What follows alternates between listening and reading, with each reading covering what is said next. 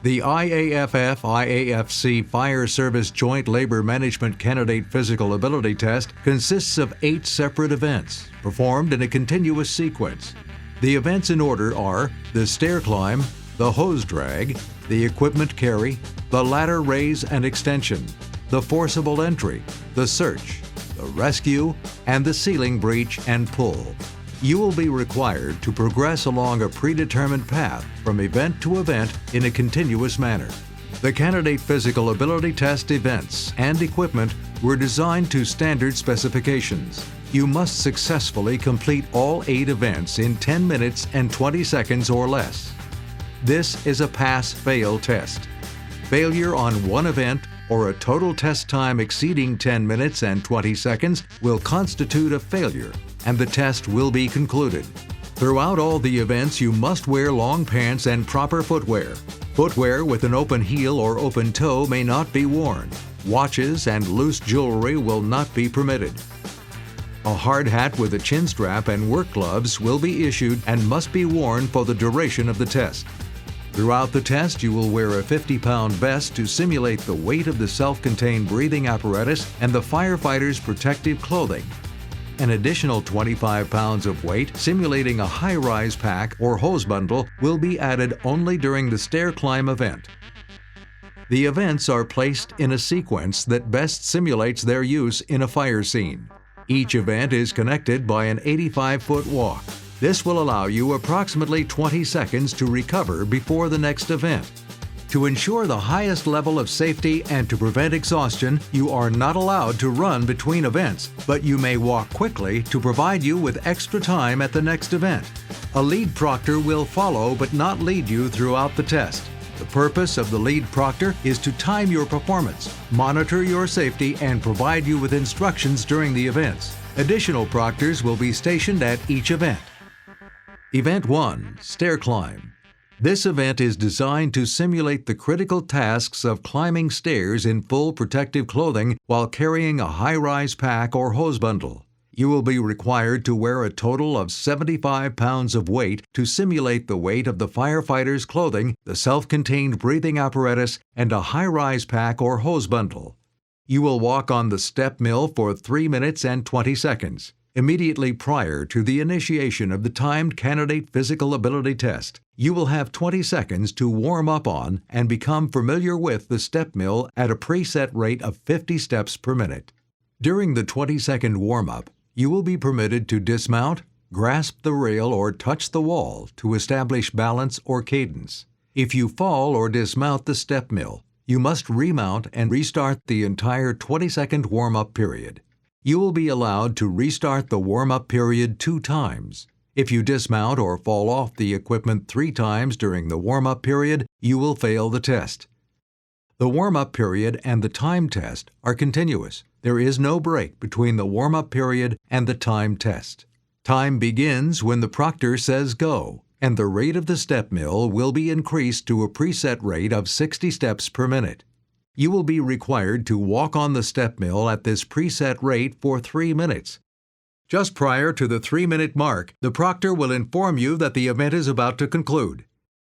After 3 minutes have elapsed, the step mill will stop. You will dismount. The 2 weights totaling 25 pounds will be removed, and you will be directed to the next event. If you fall or grasp any of the test equipment or dismount the step mill after the timed candidate physical ability test begins, your test will be concluded.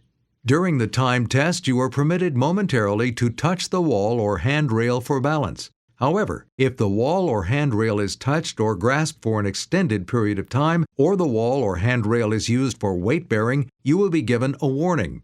2 warnings will be allowed. A 3rd infraction will constitute failure, and the test will be concluded. Event 2.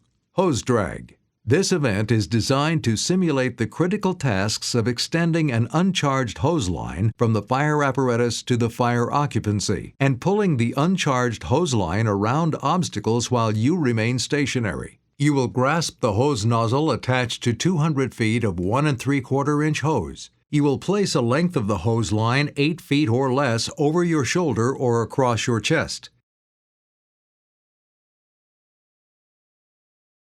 You will drag the hose 75 feet to a pre-positioned drum, make a 90-degree turn around the drum, and continue to the finish line. You are permitted to run while dragging the hose. This is the only event in which you are permitted to run. If you fail to go around the drum or go outside of the marked path, your test will be concluded. As you reach the marked red box, turn to face the hose line and drop to at least one knee. You will then pull 50 feet of hose as indicated by a marking on the hose to the finish line. The mark on the hose line must pass the established finish line. If both feet are outside the box at any time, this is an immediate failure and the test will be concluded. Upon conclusion of this event, you will walk 85 feet to the next event.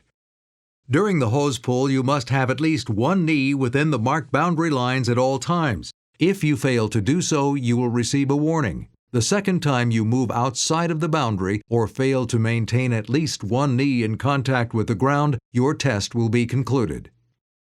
Event 3. Equipment Carry.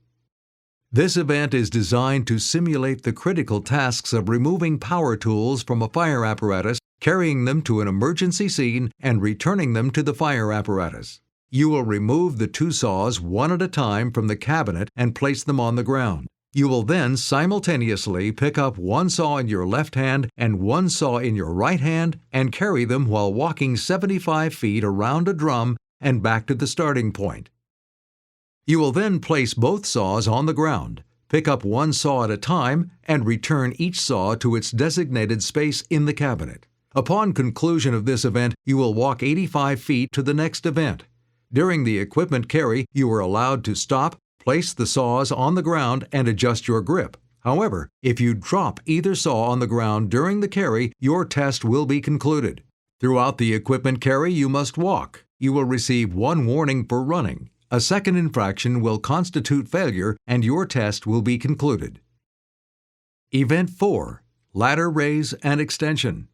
This event is designed to simulate the critical tasks of placing a ground ladder at a fire structure and extending the ladder to a roof or window. You will walk to the end of a 24-foot aluminum extension ladder positioned on the ground, lift the top rung of the unhinged end of the ladder from the ground, and walk it up in a hand-over-hand fashion, using each rung of the ladder until the ladder rests against the wall. If you miss any rung during the raise, you will receive one warning. If you miss a rung after receiving a warning, or if you allow the ladder to fall to the ground, or the safety lanyard is activated due to completely losing your grip during the raise, your test will be concluded. After successfully completing the ladder raise, you will proceed immediately to a second pre-positioned and secured 24-foot aluminum extension ladder. You will extend the fly section by pulling on the rope lanyard hand over hand until it hits the stop. You will then lower the fly section hand over hand in a controlled fashion and return the ladder to its original starting position. Upon conclusion of this event, you will walk 85 feet to the next event. You must fully extend the ladder and maintain control of the ladder using the rope halyard in a hand over hand at all times. If you fail to do so, or if you allow the rope halyard to slip in an uncontrolled manner, your test will be concluded.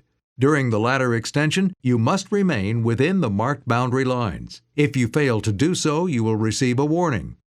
A second infraction will constitute failure, and your test will be concluded. Event 5. Forcible Entry. This event is designed to simulate the critical tasks of using force to open a locked door or to breach a wall. You will use a 10-pound sledgehammer to strike the measuring device in the target area until the buzzer is activated. You will then place the sledgehammer on the ground. Upon conclusion of this event, you will walk 85 feet to the next event. If while swinging the sledgehammer you lose control of the sledgehammer and release it from both hands, your test will be concluded. During the forcible entry event, you must remain outside the toe box. If you fail to do so, you will receive a warning. A second infraction will constitute failure, and your test will be concluded. Event 6. Search. This event is designed to simulate the critical tasks of searching for a fire victim in limited visibility and in an unpredictable area. You will crawl on your hands and knees through a tunnel maze that is 64 feet long and approximately 3 feet high and 4 feet wide. While in the tunnel, you will navigate around, over, and under obstacles. In addition, at 2 locations, you will crawl through a narrowed portion where the dimensions of the tunnel have been reduced. Upon conclusion of this event, you will walk 85 feet to the next event. Throughout the maze, your movement will be monitored. If for any reason you choose to end the event, you may call out or rap sharply on the wall or the ceiling of the tunnel, and you will be assisted out. If you require assistance, including the opening of an escape hatch or the entrance or exit cover, your test will be concluded. Event 7. Rescue. This event is designed to simulate the critical tasks of removing an injured victim or partner from a fire scene. You will grasp one or both handles of the shoulder harness attached to a 165-pound mannequin and drag it 35 feet around a pre-positioned drum. Make a 180-degree turn around the drum and continue an additional 35 feet until the entire mannequin has been dragged completely across the finish line. Upon conclusion of this event, you will walk 85 feet to the next event. During the rescue event, you are allowed to stop and adjust your grip if needed. The mannequin is permitted to come in contact with the drum. However, if you touch or rest on the drum at any time, you will be given a warning. A second infraction will constitute failure and your test will be concluded. Remember, the entire mannequin must be dragged past the marked finish line to conclude the event. Event 8. Ceiling Breach and Pull.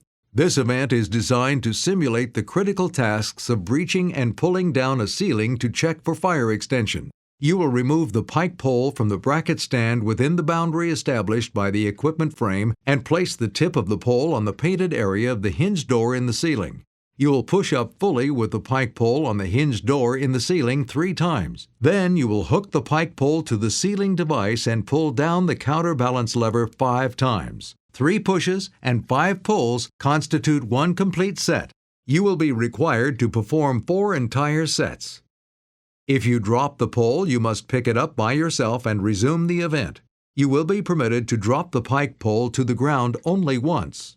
Dropping the pike pole to the ground a second time will constitute failure and your test will be concluded. If you do not successfully complete a repetition, the proctor will call out miss, and you must push or pull the apparatus to complete the repetition. If you do not repeat the missed repetition, the entire set will not count. If you step outside of the frame during this event, you will receive a warning. A second infraction will constitute failure and your test will be concluded. You are permitted, if needed, to stop and adjust your grip. Should you release your grip or should your hand slip from the pike pole without the pole falling to the ground, you should re-establish your grip and resume the event. In this case, you will not receive any warning.